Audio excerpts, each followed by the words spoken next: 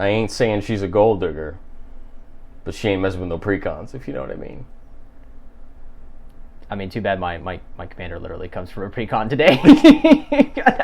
I mean, I'm just saying. And with that, oh my gosh. Is it bad? Welcome to Hometown Commander, ladies and gentlemen, boys and girls of all ages. I'm so glad to be back, man. We haven't, to pull back the curtain, of course. I know we say that a lot around here. But we mean it, though. We mean it when we pull back the curtain. We do mean it. We haven't sat down and recorded. We've been some scrubby bubbles. We've been some lazy cards. We haven't been that lazy. I mean, well, it's not really been lazy. It's just for the schedule. For the record, we front loaded a lot of content. You know, we recorded a lot to start. You know, yeah, this is so to peel back the curtain even more. You know, we recorded through the blood episode, right? That's you know, we kind of mass recorded, right? And so this has been the first real gap that we've had in recording since, you know, finishing those episodes. So of course we hope you enjoyed those episodes. But Mikey, today we got episode 5. Yeah, man. Of Head to Head, right? Episode 5 of Head to Head. We're talking about a cool little strategy / well, more or less another tribe rather than a strategy. Last time we talked about blood. And which was more of a strategy. And that was more of a strategy. Yes, both of our commanders were vampires. A lot of the creatures we were using were vampires. So you could say it was kind of tribe-y, but we were more focusing on the strategy itself of blood tokens rather than the strategy itself of vampires. A tribe of vampires, yeah. This ain't no vampire ball, if you know what I'm talking about. Yeah. Oh, wait. Masquerade. No vampire masquerade, yeah, but it was. Yeah, yeah man. What's like some cool updates that we can talk about? So I was having a laugh yesterday afternoon because, you know, we just recently did our episode about my staple binder. You know, we had an whole episode where we I guess kind of talked about it, but more or less just ranted about staples. Oh man, I love listening to that episode. And I just laughed that like I've added like 20 cards since we did that episode. Wow. And so it just kind of made me laugh. You know, I'm in the process of putting a couple main decks together. So, of course, I added a few new cards to the staple binder, and I'm even considering getting a bigger binder. So that's Redmond this week. New thing in my life, I've been using a Archive 800 Plus for my main decks by Ultimate Guard, and just tonight I got my Omni Hive 1000 Plus, which is going to hold 10 boulders in it. So I'm very excited. I'm up to... I think I'm up to 7 main decks now that are built, so that'll be cool to give me some more room to build. And I don't know that I will be able to bring this to the shop, though. It's pretty big, but I'm excited to fill it up. Mikey, what have you been up to? I've been building decks. And besides brewing, of course. Well, magic-wise, no, yeah, we got to play just recently, not too long ago, a few days ago. I tried out a new Lateral deck, an elf tribal deck. I feel like I keep on playing too many tribes. They're just fun, man. The tribes are peak magic. I don't know what you're talking about. I suppose, man. They're just fun. Like, it's easy to build a strategy around some tribes most of the time. Don't try to build I don't know, like Boar Tribal. I looked at that actually. Boar Tribal is it seems like a good time. It seems like a good time, but I bet it's like only like 5 cards when you actually look at it. Like 5 good cards. Probably. And then the rest are just like... Wizards. Where's our Boar commander? But, yeah, exactly. Ilharg, that's what they'll tell you. But he's mono red. Like half the Boar cards aren't even in red. Yeah, they're all green. Yeah, man, but no, it was a good time. I think it went well. You were a part of that. You can attest to it and say that it was trash or it was a decent... It was a really intriguing night. I tried my best to try some newer decks out. I got to spin around my Abs on Life Gain deck, which seemed to do pretty well. Ended up losing to zombies because they did zombie things. Zombies did zombie things. Game 2, we ran... I believe I ran Galazeth, my Galazeth list. And it went okay. That list is starting to become like Prosper for me, where I'm trying to find a deck list that sticks. And I haven't got there yet, but I've been trying. And then Game 3, I played a Layla. Loved that deck. It was a ton of fun. Couldn't manage to draw any cards. I still managed to win the game by basically Voltroning, even though that's not the goal of the deck. Yeah, no, you ran away with it so fast. I think that deck will be something that I might look to build as we get towards the Brothers War, just to see what new artifacts come out, because that deck is mainly artifact focused, so I don't want to build it before we see what new artifacts come out. But it was a good night. Our two buddies who are newer players got to try out. One of them had built a new deck. He had kind of spun his zombies towards Grixis, which was kind of intriguing. It was intriguing to see his list. Didn't have very good luck drawing some lands, but he seemed to do his best. And our other buddy is still rocking his Prismari Precon, which is still solid out of the box. Well, he was actually running a Simic deck that night. That was saw. Oh, that's right, the Gretchen deck. Yes. Or no, not Gretchen. Was it Zimone? It was Zimone. Oh, Zimone. That's right. Zimone. Is it bad that I was like, oh yeah, the Simic legendary from Strixhaven, Gretchen Titchwillow? No, there was Zimone as well. Like, Gretchen's not even in Strixhaven. She's from AFR. She is from AFR, isn't she? Well, I mean that goes to show you that my understanding of Simic commanders stop at the top 6 or 7. But yeah, it was a fun time. I thought it was great. I enjoyed it. It's my first time playing Golgari. What'd you think? I liked it. I didn't get to do like the fun Golgari stuff. Like I didn't get to like sacrifice creatures and get the value out of that and stuff like that.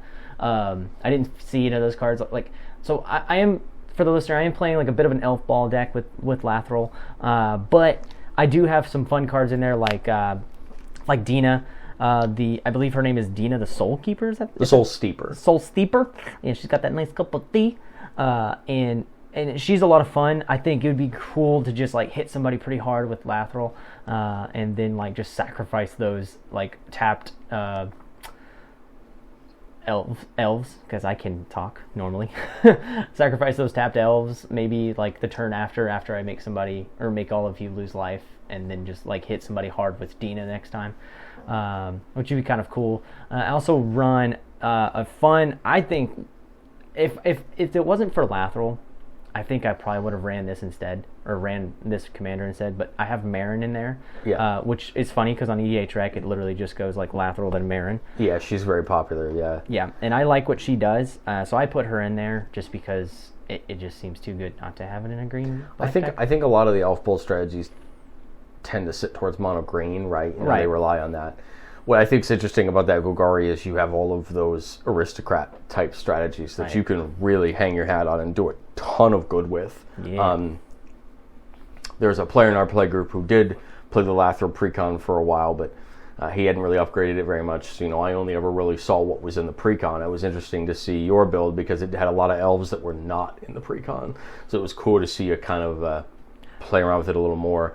One of our other buddies in the playgroup also does have a Golgari deck, but he actually switched it over to Abzan elves. He actually went with Kethis, and he's playing some more legendary elves, and he's kind of pushed it into Abzan to take advantage of the removal, that kind of thing, which is also intriguing as well. I've already kind of like had this idea in my head of like they made a elf commander that is good in Abzan. It's going to be gross. Well, I think the good thing about Kethis in that scenario is most of those good elves are legendary. Yeah, true. And Kethis does reduce them by 1. So, I mean, in all reality, it's not a bad commander. No, it's not bad. No, Kethis of course, there's always some things we hope could be better, right? For the strategy. That's true. I think today we're talking about potentially a new commander that could be better for that tribe, right? Yeah, hopefully. Oh, well, not the elves tribe. Definitely not the elves. Definitely not the elf tribe. No, the elves have got enough. I'm good if they the elves are fine. Support for a while. Yeah, they don't need any more support. Stop giving them They got their own mini crater hoof. We don't need anything else. This is true. Which we got to see that. Hey. But before we actually dive into that, Millzy, we are jamming down on some good sorta. Unfortunately, not Rogue tonight. But we're not going to talk about it. I'm still rocking that nice Rogue shaker. We still have it. Let me give you that shake. Rocking that Rogue shaker cup. If you want to get your own Rogue shaker cup or any of their wonderful flavors, my wife recently tried the blood orange, and she thinks it's the greatest flavor of all time. I really like it. I think it's probably my favorite of Rogues. I told you the other day, it's either that or the strawberry lemonade from their Extreme series. I just love those two flavors. They drink really smooth. They're always consistent. Yeah. I think the thing I like the most about blood orange is It has a similar issue with grape where it's kind of potent. Yeah. But it's not overdo. It's not overpowering. It's orange, so it's not like it's. I think orange is a very casual flavor. I think it's nice. It's actually quite funny. I texted this to you today, and I'm going to say it to all of our listeners for the 1 billionth time, even though we're only like 10 episodes into this podcast. You, as a listener, can go to rogueenergy.com, do all of the things that you want to do by buying all the stuff that you want, and then when it has a nice little discount code little box, you type in that discount code box, hometown, all one word, all capitalized. You'll save 10% off on your order. Then when you do that, you should do one of two things. Actually, you should do two of two things, because that'd be pretty sweet. First, join our Discord. Join the Discord. Millzy, tell us about our Discord.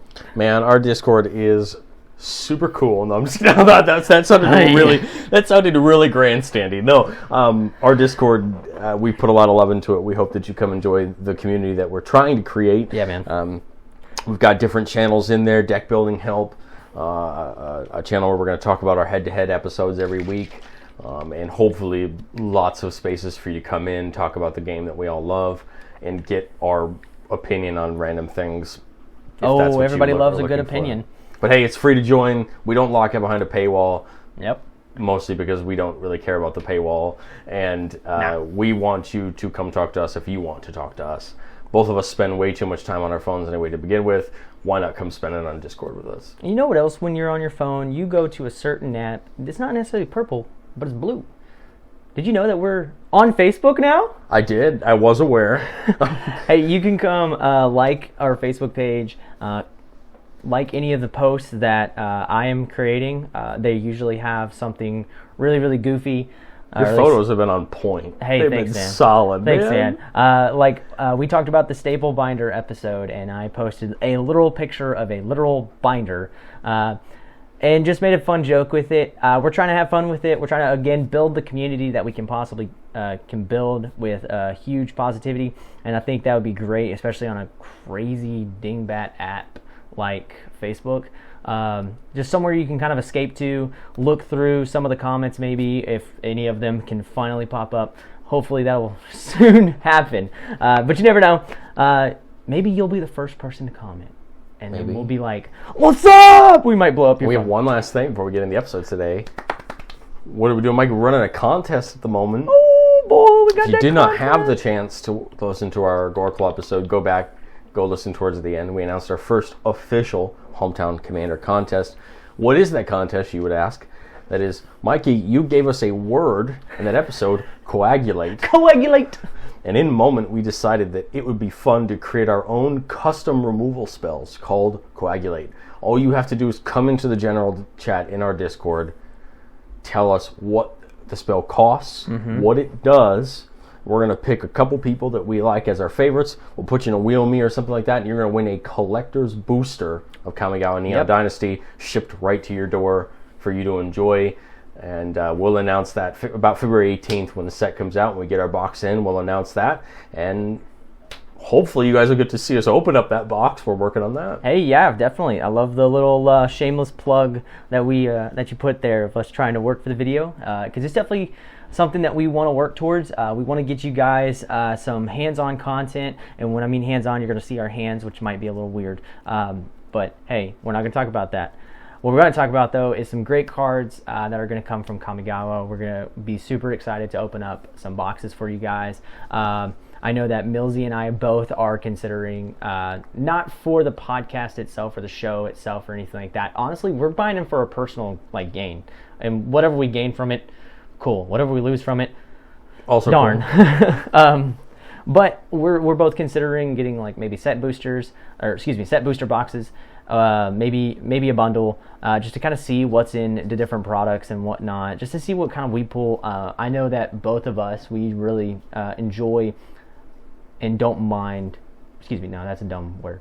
We both enjoy just watching people open up product more often than I'm willing to admit. So. To be fair, I'm the weird person that would love to just watch people open up deck boxes. of empty deck boxes. Just be like, this is a deck box. This is how cool it is. I still watch people open Pokemon and Yu-Gi-Oh cards, and I don't even play those games anymore. Hey, look at that. It just shows you how bored you get at work when you need something going on in the background. I wish I could watch more videos at work. But Mikey, let's. I was trying to think of a pun, but I can't think of one off the top of my head. Let's. Am I dig up the topic for today? Am I just like? Am I boring you to death? Just trying to find boring a you to good pun. I was trying to find a good pun to get in today's topic, and I think we're going to go with boring you to death. Today, we're talking about zombies, folks. Yeah, we are. Them zombies. So, originally when we had the idea for this episode, I think we originally had the idea of just both of us building Wilhelt, of course, our new commander from the pre-con.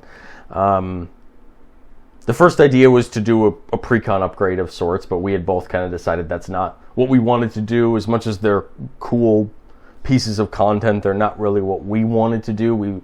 If we were going to do that, we wanted to do, hey, what would, just like our other episodes, what would little to no budget have us create, as far as zombie decks go. And so the other day, and a few weeks ago when we sat down to plan out this episode, we talked about, well, what other commanders exist in the blue-black space, like Wilhelt, that we can compare Wilhelt to. And the two we came across were the Scarab God, right? And Gisa and Geralf. Those are the two other most popular blue-black zombie commanders. Mikey, you chose to represent Wilhelt. I did. And I chose to represent the Scarab God. Thought it would be interesting to make a Scarab God deck and to see what our new Dimir Zombies commander can do against maybe a very popular old Dimir Zombies commander. I wouldn't call him old, but older. Well, I mean, from Amonkhet a few years ago, but I mean, I think he's at the moment, well, probably, I don't know if the Scarab God has a gender, but probably one of the most popular zombie commanders that exist. I would definitely run him if I was running Dimir Zombies. Full disclosure, guys, I've never built a zombie deck before. So I did my best as far as Scarab God goes. If one of you has an issue with my list or not including card, come to the Discord head chat. Let him have it. Let me know how bad I did. But my commander today is the Scarab God. Yeah, man. And I'm representing the Willy. 3, a blue and a black, for a legendary creature god that says, at the beginning of your upkeep, each opponent loses X life and you scry X, where X is the number of zombies you control. Note, doesn't care if they're tokens or not, just zombies. For 2, a blue and a black, you can exile target creature card from a graveyard. Create a token that's a copy of it. It's a 4/4 black zombie. And then when it dies, return it to the owner's hand at the beginning of the next end step. So we have 3 lines of text, an activated ability, at the beginning of your upkeep trigger, and then a effect when he dies to go back to our hand, which is going to help us with commander attacks, right? Yep. Mikey, do you want to read Wilhelt the Rock Cleaver? I will read this rockin' man. So, Wilhelt is a 3/3 legendary zombie warrior creature. He is 2 colorless, 1 Dimir, that's 1 blue, 1 black.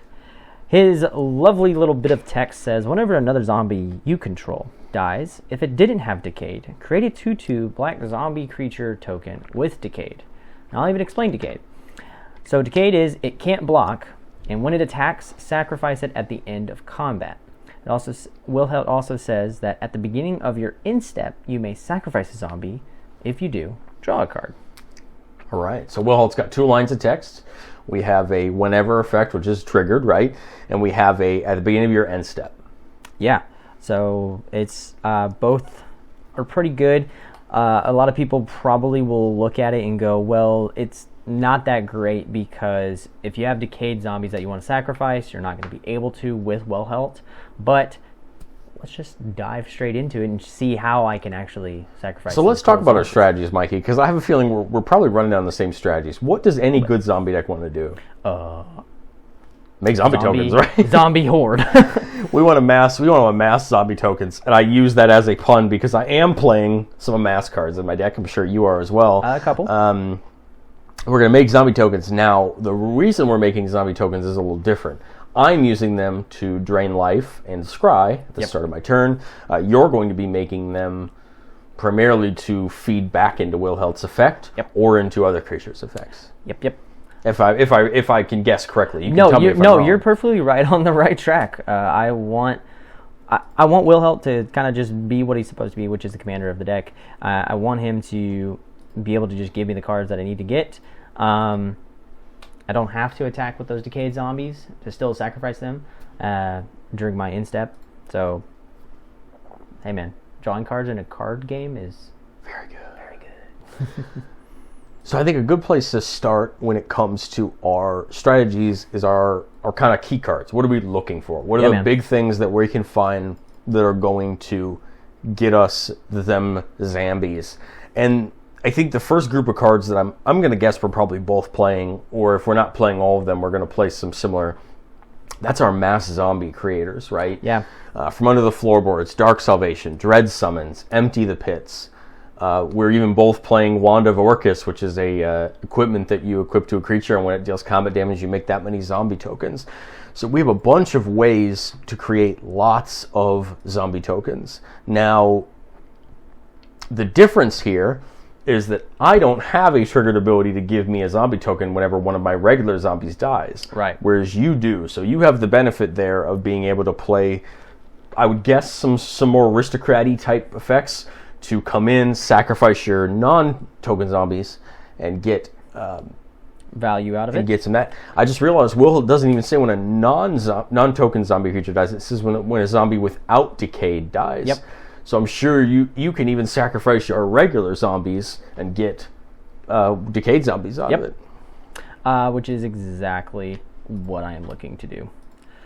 Whether it be like a zombie that I know will probably be targeted pretty quickly or pretty easily, and I'm like, well, let me just get them off the board and then just bring them back later with some graveyard revival, or definitely one of those I'm going to call them peons of a 2/2 zombie token, because that's what they basically are. For real. And I imagine we're both playing some sort of suite of reanimation, whether it be a mass return effect. I am choosing to play more of the single target stuff like Reanimate and Exhumed and things like that. But, definitely still playing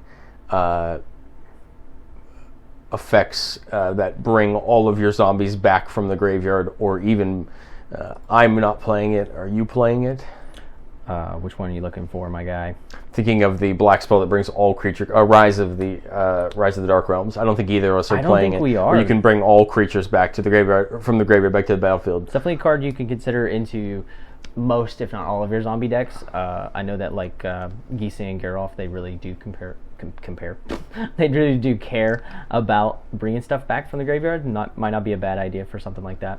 So I don't know about you, Mikey, but one of my favorite parts about building this deck was just really getting to look at some of the great support that zombies have. Oh my gosh, yeah. Some of the stuff that we've not only gotten this set, but we have gotten recently is insane. So what I would like to do, Mikey, if you don't mind, is just kind of go over some of these fun cards. You can tell me if you're playing them too. Yeah, man. And we can just talk about what makes a newer zombie deck versus an older one. So we received a very interesting enchantment in Crimson Vow that I think changes a lot of how zombie decks run, and that's Necro Duality. Yeah. 3 and a blue for an enchantment says, whenever a non-token zombie enters the battlefield under your control, create a token that's a copy of it. Notice, Mikey, that does not say cast. That says whenever a non-token zombie enters the battlefield. So you can reanimate a zombie, you can put something in another way. Yeah. You can do a lot of things from that, but that's crazy. We play a lot of some of our zombie anthem type creatures aren't necessarily legendary, right? And there are some like a.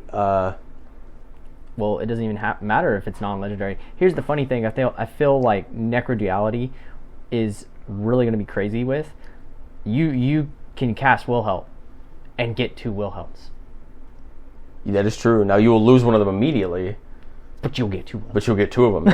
That's exactly right. I mean, your zombies are coming in and they're dying. So if you have creatures that care about that, I think if you play stuff like Diregraph Colossus and Crypt Breaker and a lot of these smaller zombie cards that aren't legendary, you're getting 2 of them. Well, so that's why, I right below Necro Duality, I have another enchantment called Open the Graves. It's 3 colorless and 2 black. An enchantment. It says whenever a non-token creature you control dies, create a 2/2 black zombie creature token. So, hey, that's one way to do it. I think we're both playing stuff like Endless Ranks of the Dead. At the beginning of your upkeep, create X 2/2 black zombie creature tokens where X is half the number of zombies you control rounded down. That's perfect for both of us and our strategies. Use so that you can sacrifice me so they count as numbers for my effect. I love that we're both playing probably one of my favorite zombie enchantments, which is Rooftop Storm. I was literally about to just say, I just saw an infinite combo, and it makes me really happy. Between Necro Duality, Rooftop Storm, and Will Help. Yep. Get a bunch of 2/2 decayed zombies. That's amazing. Yep. I would be impressed if you didn't have the more common of those, which is the backside of Poppet Stitcher. It removes all abilities of... I didn't go with Poppet Stitcher. That's another infinite combo big combo I've seen running around. Yes. We mentioned Wand of Orcus, and to be honest, it's one of my favorite newer cards for this deck. It says whenever a equipped creature attacks or blocks, it and zombies you control gain Death Touch until end of turn. Notice that says blocks too, not just attacks. And whenever an equipped creature deals combat damage to a player, create that many 2/2 zombie tokens. So if you can put this on a flyer, you can put this on something that has menace or something that's hard to block, and you're going to get a lot of tokens out of it. Not only that, I feel like some people... Sorry, I didn't mean to interrupt you there. No, you're good. But I feel like if some people aren't really paying attention to the point where it says, or blocks, like they could swing into something really, really bad where they lose a lot of their creatures, like, immediately. Death Touch is not something I want to swing into every single day of the week. The other new interesting artifact that they've put out, it's kind of like Curse Mirror that we saw in red. We got Crowded Crypt in black. Yeah. This is an artifact that it's 2 and a black, taps for a black. So this is a mana rock at minimum. It says whenever a creature you control dies, put a counter on it. So this is going to potentially get huge, right? We're sacrificing creatures, we're moving our creatures around to do different things. For 4 and 2 black, so 6 mana, and tap it and sack it. That's a lot, but its effect is create a 2/2 zombie creature token with Decayed for each counter on it. Mike, if we can get 20 or 30 counters on this, which isn't that hard if we're really going into our strategy, right? Or if we're remember when we run those Decayed zombies into combat and they get sacrificed, they still die, which means the counter still goes on this. Can you imagine creating 20 or 30 zombie tokens for 6 mana? I can't. So I don't know what other tribe kind of does that. So have fun. Not that effectively. That effectively. The only other tribe I can think of, which we kind of mentioned at the beginning of the episode, that creates this many tokens this quickly is elves. Yeah, man. But I mean, the elves don't normally play around with the aristocrat type strategies like we get in the zombies. Now, I think the interesting diversion point that I'm going to guess that is between our decks here is what's our end goal, right? Yeah. My end goal with the Scarab God is to have them at the start of my turn so that I can drain and then scry, right? Whereas your goal is to play around with a lot more of those aristocrat type strategies while they're on the battlefield. Yep. So the one small sub-theme I decided to put in my deck, and by sub-theme I mean it's 2 cards, but hey, could be good still. Yeah. I'm running a couple extra turn spells because my thought process there is if I can get another upkeep, that's huge. I just realized I could put Paradox Haze in here, which is an enchantment that allows you to have your upkeep twice, and that would probably be huge in this deck. I just realized that now. I'm just going to say this now because I can. I saw this really weird combo. I don't even know how. I never thought about this. But it was... am I saying this right? Isochron Scepter? Isochron Scepter, yeah. Isochron Scepter, obviously you have Mystical Tutor on it. I say obviously, oh yeah, you should know that. Isochron Scepter with Mystical Tutor on it. Or... actually, even better, since we're playing in blue and black, you could even put Demonic Tutor on it. You could, yeah. That's gross. It's great, isn't it? That's Ice Crown gross. Scepter is a really fun card. But then you since you're taking extra turns or whatever, you put Nexus of Fate on that. You can't. I think there's a restriction to how big the spell is. No. What I'm saying is you Mystical Tutor.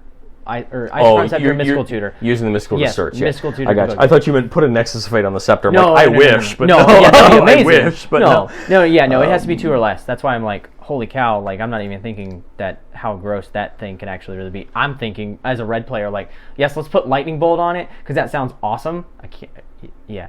But anyways. So, Mikey, I think it'd be fun to talk about some of the new zombies we got. So, part of the fun of this challenge with us is that our lists are going to be kind of similar in some of the cards we're playing. I don't know if you're playing the Scarab God in your list. I haven't looked yet, but I'm playing Wilhelm my list because why wouldn't you? But I want to talk about some of the really fun new zombies that you got in your precon that I think both of us want to play. I got in my precon? I didn't buy the precon. Oh, that you would have access to in the precon. Yeah, man. So, I mean, I have, I think you have to put this card in a lot, if not all, zombie decks from the precon. I'm not sure if it is, like, from the precon itself or from a different set. Obviously, that's my knowledge of the game, not too well, but beside the point. Horde Wing Scab is 4 colorless mana and 1 blue for a 3/3 zombie horror. It has flying. The text right below it is so good. Other zombies you control have flying. So good. So good. So good. And then below that it says, whenever 1 or more zombies you control deal combat damage to 1 or more of your opponents, you may draw cards equal to the number of opponents dealt damage this way. If you do, discard that many cards. Drawing 3 cards and then putting 3 cards into my graveyard in a blue and black deck. Yes, please. Thank you, sir. I will take that every day of the week. Very, very good. Yes. One of my favorites from the new creatures that we have access to in that precon is Cleaver Scab. Yeah. 3 and a blue for a zombie. You can pay 3 and tap it, sacrifice another zombie, create 2 tokens that are copies of the sacrificed creature. One of my favorite combos into this, and could be a ton of fun depending on what your board state looks like, is our favorite traveler, Gary, Grey Merchant of Asphodel, is a zombie. You could sack it and get 2 more Grey Merchants of Asphodel, and if your board's built up well enough, man, you got enough devotion to black. Yeah, man. That's gonna hurt. But I think 2 of my favorite cards in this deck that are new are actually cards from the newer sets. The first is Geralt, Visionary Stitcher from Crimson Vow. It says zombies you control have flying. So here's another card that could give your zombies flying, not even just your tokens, right? Just all zombies. Right. Now it is unfortunately not a zombie, but its ability is pay a blue, tap it, sacrifice another non-token creature, create an XX blue zombie creature token where X is that creature's toughness. So if we ever needed to get rid of a human or a non-zombie creature and we wanted to get another zombie, that's a great way to do it. It's also a way to sacrifice permanent if we care about that. There you go. I think an old card that just gets even better, I think, in both of our strategies is Ghoulcaller Gisa. Yes. Just got a reprint, or will be getting a reprint in Commander Collection Black. It's 3 and 2 black for a human wizard, and for blacks, kind of similar effect. Black, tap it, sacrifice another creature. But this one creates X 2/2 black zombie creature tokens, where X is that creature's power. So this is almost, you could argue, better, because we're taking 1 5/5 zombie and getting 5 2/2s out of it. Yeah. Which helps both of our strategies, right? Side note, unpopular opinion, I don't like the new art on the new Ghoulcaller Giza, but that's just me. Moving on. I also have her new card, Gisa Glorious. Get out of here, log in. Gisa Glorious Resurrector. I just think this card works really well with my strategy, because it says if a creature an opponent controls would die, exile it instead. We're playing black. We're going to have removal. That's always great because, nobody needs stuff in their graveyard except for us. And then at the beginning of your upkeep, put all creature cards exiled with Gisa Glorious Resurrector onto the battlefield under control, and they gain Decayed. So, sorry, I was thinking about who doesn't want someone's creature for free? Now, provided it can't get the tokens that way, right? Right. But I mean, if someone loses a couple random creatures, I mean, you're getting creatures for free, which is great. Think of it like this: if you gain a creature, okay, and you're playing something like, Open the Graves, and you just want to immediately sacrifice that. If you have a sacrifice outlet with that, then you're going to just remove that creature, or it gains Decayed, so it's going to die either way, no matter what. So you're still gaining that value out of it. You're getting the 2/2 black zombies that you're wanting, because we're playing zombies. We want more zombies. You're getting somebody else's creature. You're exiling them away from them, so they can't bring it back from their graveyard. I think she's just an all-around pretty great card. I love the just long list of legendary creatures that go in our 99 here that just have crazy effects. You have the new Jadar that creates you a zombie token every turn. The one little sub-theme I tried to use here to hopefully push my strategy forward, mainly just for the Scarab God, but both of these cards could be used on any creature we have, is doing a little bit of the copying route with Spark Double and then Sakashima of 1,000 Faces. Sakashima, yeah. Both of these guys are going to come down and copy a creature we control. Both of them can actually target our commanders, and they are and eliminate the ability to lose for the legendary rule. Now, Sakashima will actually eliminate it completely. Spark Double just says that it's a non-legendary copy. But I think, especially for my deck in this with the Scarab God, this is giving us 2 Scarab God effects every upkeep. That's always nice. Which could be huge. I mean, think about it. If I only have 6 or 7 zombies, that's 14 life instead of 7, which is huge. Yep. And I had considered a Rite of Replication or a Quasi-Duplicate or something like that to go a little bit further. I was just kind of worried that most of my good copy targets are legendary. There's these legendary creatures that I really care about that I want to copy. Now, the good part about Spark Double is Spark Double can actually copy a Planeswalker. I do run one Planeswalker in my deck. I would be very surprised if you were not running her as well, which you are, which is Liliana Dreadhorde General. Yep. I think this card more than fits our strategy. It has a static effect, so 4 double black for a 6 loyalty Planeswalker. Static ability, whenever a creature you control dies, draw a card. Huge. That's an enchantment worth playing right there alone. Oh, yeah. +1, create a 2/2 zombie token. Thank you. That's great. We'll take it. -4, each player sacrifices 2 creatures. Probably going to hurt other players more than it's going to hurt us. Yeah. And I would even argue we want to sacrifice our creatures anyway, right? Yep. Most of our effects. And then her -9, each opponent chooses a permanent they control of each permanent type and sacks the rest. So this is good for us because it's one-sided. We don't care. And most players are going to be playing, in most decks, a lot of permanents of the same type, right? Creature decks are going to be playing a lot of creatures. Artificers and Enchantress type decks are going to be playing a lot of those. And Planeswalker decks are going to be playing a lot of them. Notice this does not target. So your opponents can't get around this with protection. They can't get around this with anything else. They're going to have to pick one and straight sacrifice the wreck. This gets around Indestructible. This gets around Shroud. It gets around so many things that would stop our removal and our strategy. Now, I doubt we will ever get Liliana up to her -9. Because I think most of Liliana's value comes in her +1 and her -4.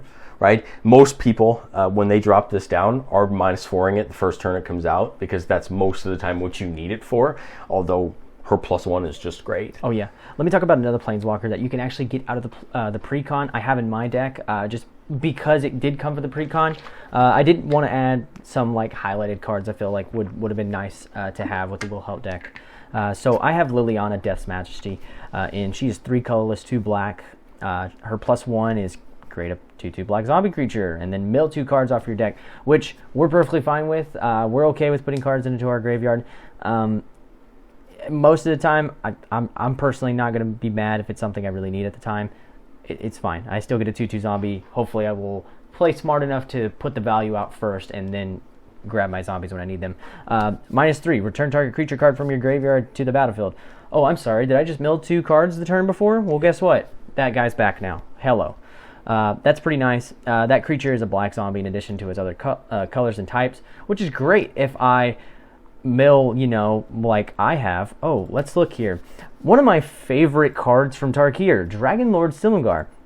Kind of tying in with the Gisa Glorious Resurrector here, just with one card in particular. So when Dragon Lord Silumgar enters the battlefield, gain control of target creature or Planeswalker for as long as you control Dragon Lord Silumgar. He hits the battlefield. He's a 6-mana creature. That's fine. He just went to my graveyard. Now he's there for free. I'll take that. That does me. And then Liliana's -7, her ult more or less, is destroy all non-zombie creatures, which is great because I'm only running 3 non-zombie creatures, and if I pull them out with her -3 and then somehow she's still alive and getting her to her -7, hey, that's great. I don't know how the game got that long, but that's great. I get to hopefully just win the game there. and if I don't, what was I doing? But that's just such a, I don't know. I feel like that's such a good card in a pre-con deck. It is. Mikey, I want to point out a fun piece of rules interaction here. And I want to see if you realized it when you were brewing the deck. And if not, maybe it might change the listeners out there. It probably might. Maybe it will change some of the cards they put in, although I think you have a really good target for this ability. So the card I'm referencing is Altar of Dementia. If you guys don't know this card, Altar of Dementia is an artifact that says sacrifice a creature, target player puts that many number of cards, mills that many cards equal to that card's power. Now, Mikey, if you notice on Decayed, it says when it attacks, sacrifice it at the end of combat. Mm-hmm. Did you know that you can actually sacrifice that Decayed zombie token before it sacks itself? No, Millzy, I did not. Yes, I did know that, but so for the listeners out there who aren't really familiar with the wacky rules of Magic, because there are so many of them. This is true. The combat step has a lot of different points in which you as the player are allowed to activate abilities. The huge one is that there is a step right after damage is dealt where you're actually able to activate abilities before that effect goes on the stack and goes off. So what you can actually do is take all of those Decayed zombie tokens. If you have a free sack outlet, you can put all of them into it before they sacrifice themselves and get some ability. Altar Dimension is great, because let's say you have 4 or 5 Decayed tokens that you chose to attack with because you thought, hey, I need to attack with these, I don't have any other thing to do with them. Someone can mill 10 off of Altar Dementia. You know, if you're playing a Phyrexian Altar, or you're playing some other way to either make mana or Ashman's Altar, or gain some other benefit. There's so many free sack outlets that you can use. You could put them into a Viscera Seer and Scry. Yeah. You can put them into there are some black enchantments that allow you to pay a black and sack a creature to scry and draw a card. You have so many other options of things you can do. Remember that you can use those Decayed tokens as sacrifice fodder before they get destroyed. That's not something that is going to be probably obvious, and that's why I want to point it out, because I think it's huge. Right. I think so many players are probably just going to lose those tokens and not realize that you can play around a little bit with that at the end of your combat. That also could throw your opponents off guard, right? You have a board of 12 or 13 Decayed zombie tokens and you swing with them. Your opponent's going to be like, what are you doing? About to lose those tokens. What do I do? You know, I'll let some of them go because they're just going to get sacrificed. Yep. Well, now I'm going to try to find a way to use them to my benefit. Also think about it this way. Someone blocks your Decayed zombie token, you can use one of those free sack outlets to just pull it right out of combat and sacrifice it and get the ability off. So I think these free sack outlets, especially with Decayed tokens, we can take so much advantage of them by trying to get a piece down that lets us do something good. Now the funny sack outlet that I love that you're playing in here is Phyrexian Altar, probably the most expensive of those sack outlets. It is unfortunately one of those cards that just as a here we go. Mental note for the listener. Remember that if you use Phyrexian Altar or a card like that nets you mana, if you use an Ashnod's Altar or something like that, that mana will go away at the end of the phase. Yes. So make sure that if you're dumping mana if you're getting mana out of your sack outlet, please make sure you use that mana that phase, otherwise it will leave. Yep. Most experienced players will know that. I just want to make sure for our new listeners that are using a zombie deck or using some of these aristocrat decks and they're not used to that. Remember that you can net a lot of good mana, but make sure you're using it effectively. Yep.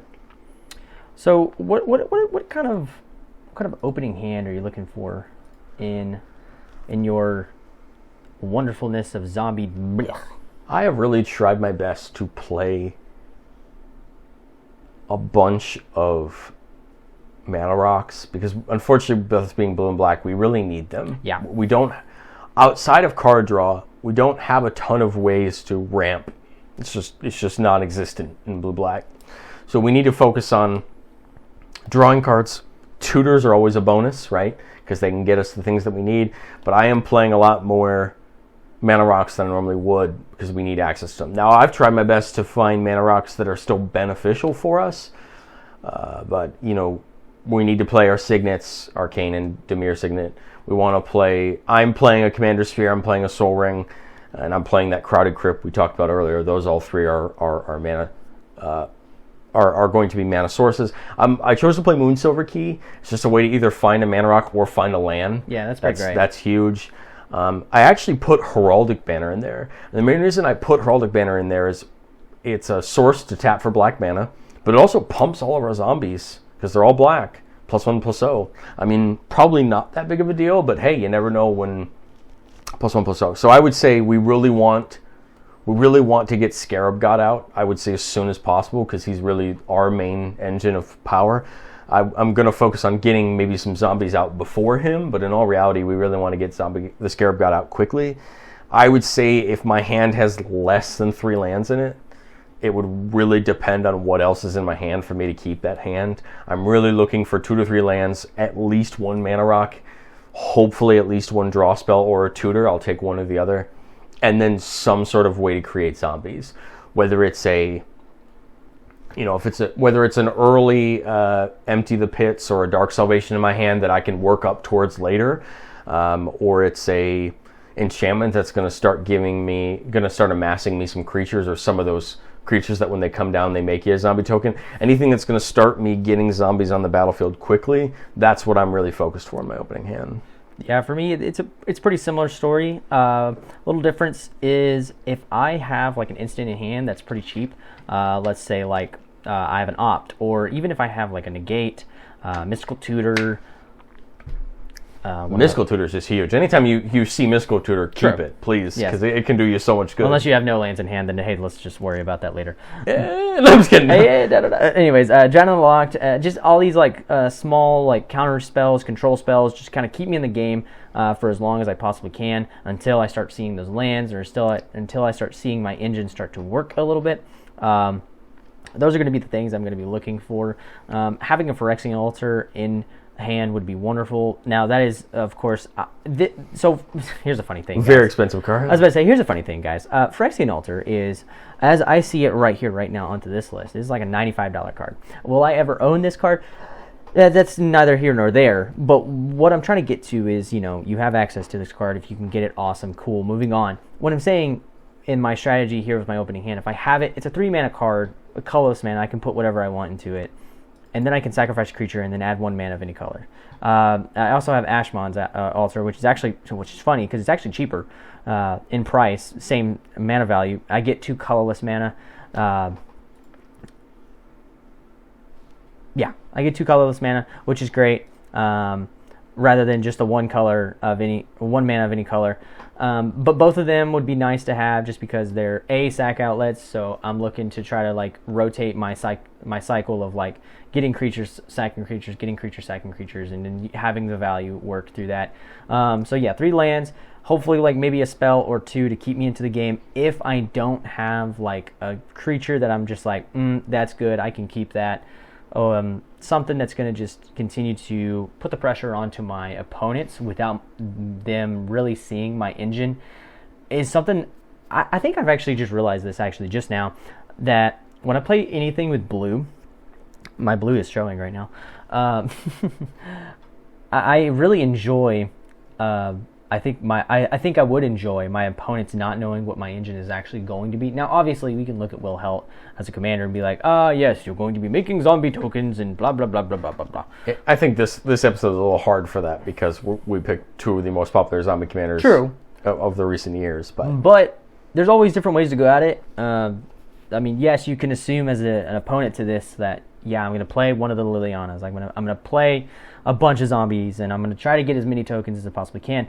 But I think what's also really cool about playing blue into this is, just that ability to, like I said, just keep you into the game by countering spells, by removing things with black, by just manipulating the board without really throwing all your chips into the pile right at the very get-go. Our level of interaction is crazy. I mean, yes. Whether it's counter spells, whether it's removal, whether it's bounce spells, whether it's so many different things. I feel like these 1, 2, 3, 4, 5, 6, 7, 8, 9, 10 instances that will go into probably every blue and black deck that I create for this show and personally is going to be Brainstorm, Counterspell, Cyclonic Rift, Deadly Rollick, Drown in the Lock, Fierce Guardianship, Murder, Mystical Tutor, Negate, Opt. Oh, let's make 11. Pongify. Yeah, I'm playing both Pongify and Rapid Hybrid. Same card, but I've chose to try to spin my removal down a little bit on the CMC scale because I know that mana is not going to be ever flowing like it would be in any other color. Yeah, man. I also tried to diversify my removal just a little bit. I'm playing Feed the Swarm just because it hits enchantments. I'm playing Toxic Deluge just because I think it is a fun board wipe that a lot of people don't expect. Well, you should expect it in black. It's a very good board wipe in black, but I'm not playing a Damnation or anything like that. I wanted to spin more towards the -X just so you can deal with some more indestructibility and protection and hexproof and things like that. I think my version of black shows through in the Torment of Hailfire and the Rise of Dreadmarn and the and some of the other black enchantments like Meat Hook and Phyrexian Arena. I'm choosing to use the black for that over single target removal, just because as much as I want to load this deck with 65 instants that all remove things, at the end of the day we still have to have a strategy. Right. And this is where my disclaimer of I haven't tested, we don't test these decks for this show, right? We do our best to make them, we do our best to goldfish them and make sure that they look halfway decent, and this is where we would impart you to take our lists and spin them your own way and make them better. I actually might worry that I'm not playing enough creatures, but I wouldn't know that unless I go sit down at a table and try it. So what's funny is I was thinking that exact same thing. I was looking at our creature numbers. I think you have 26, I have 24, or it's vice versa? I have 22 and you have 23. Oh, okay. Well, maybe I was thinking of something else. Okay, dab on them. You might be counting spells. You have 22 spells and I have 25 spells. Sure.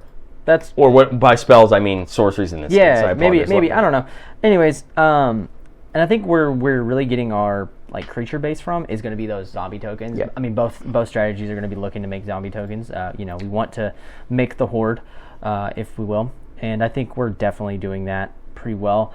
Not to just kind of like boast us up here and be like, oh yes, we did a great job, but I mean, I think it's just the strategy of zombies, really. Like, if you're making one of these decks and you're probably sitting there thinking like, man, I feel like I don't have enough like creatures and whatnot, to kind of give you a little bit of a backbone there, Millzy. Like, I think we're good because we have the ability to create those tokens in different enchantments instances, or even our creatures themselves continue to give us more and more creatures. And remember, we each picked 25 creatures of the probably 90 or 100 playable zombies that you can pick from.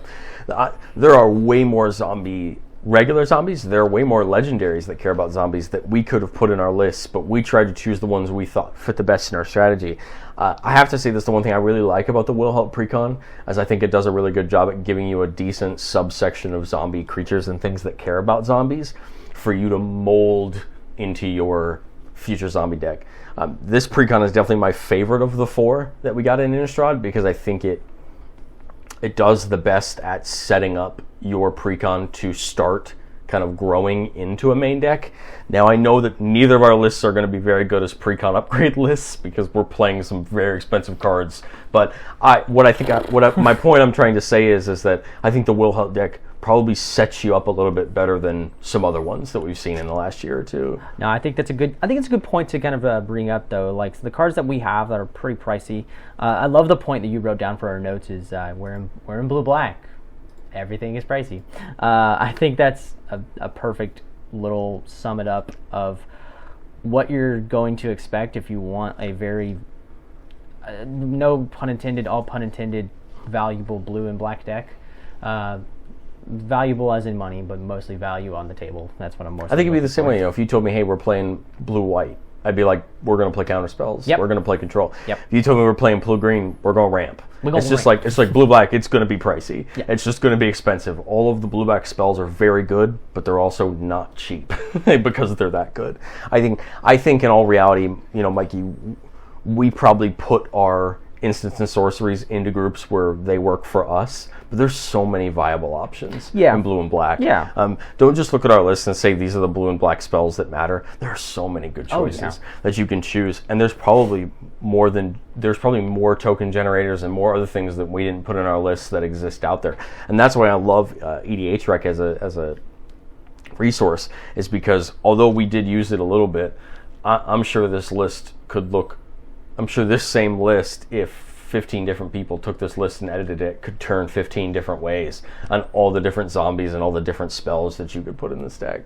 Yeah, man. If you're looking to try to make one of these, seriously, I mean, you're going to look at this deck list and just start probably laughing at the bottom half of it, or not the bottom half, the bottom little banner of it if you're going on to Moxfield and looking at these. Both are set over $900 as of prices that stand right now, of course. And honestly, like, I kind of push that to the side. Like, we've talked about this before. We kind of hinted at it at a Stable Binder episode, that, you know, we're okay with putting a few dollars in a card that we know we're going to put into a lot of decks, that we know is going to be expensive, and we're okay with continuing to do that.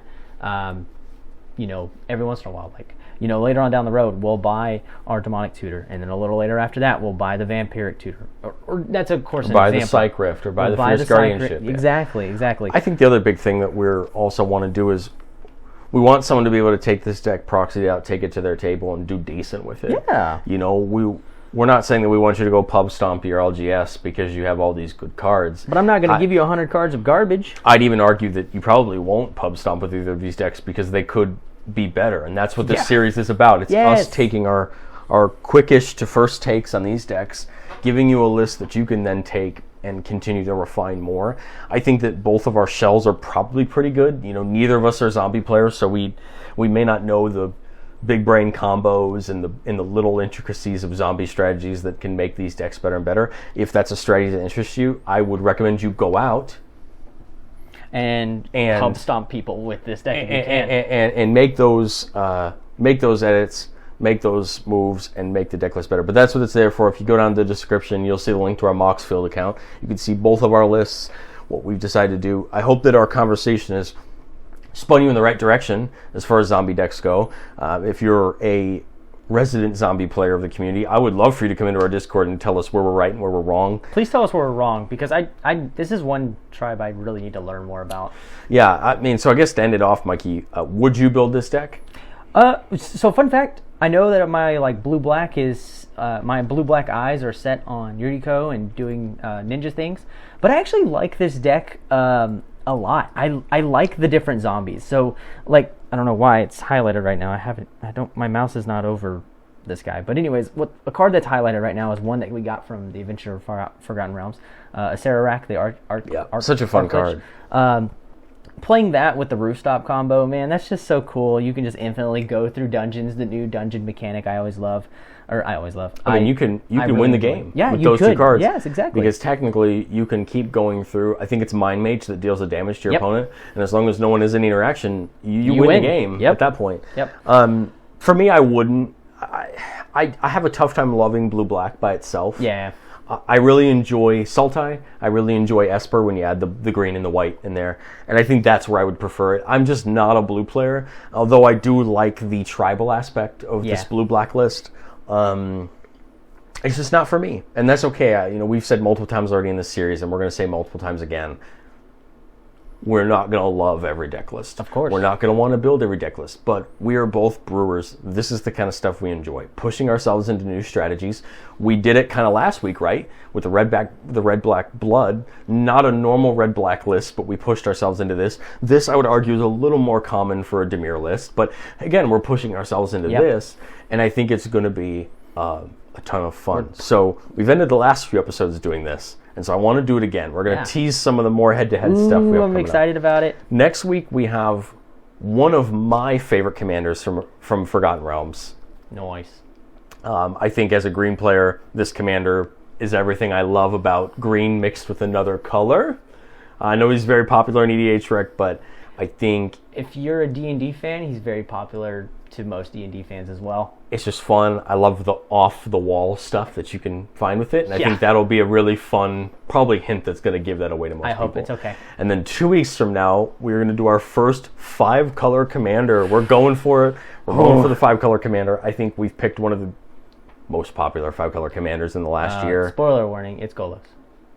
Yeah, we actually just decided to screw the ban list. We're just going to build Golos. I think you guys will be impressed with that episode because we took for the next 2 episodes, we're going back to the same commander, different deck lists, and we're going to have some fun. Those will be our last 2 episodes before Kamigawa releases, and then we're going to have some fun with Kamigawa. We're both really excited about that, and I'm excited to see what we can find in our fun in Kamigawa. Mikey, do you have anything else for the listeners here before we let them go? Hey guys, we really hope you enjoyed listening. Go check out our Discord. Go check out the Facebook page. Go check out Rogue Energy. Go check out Rogue Energy. We love every single product they have put out. We love every single one of their flavors. And I even mentioned my wife is enjoying their flavors now too, which is great. I'm gonna go to the restroom now. I'll see you guys later.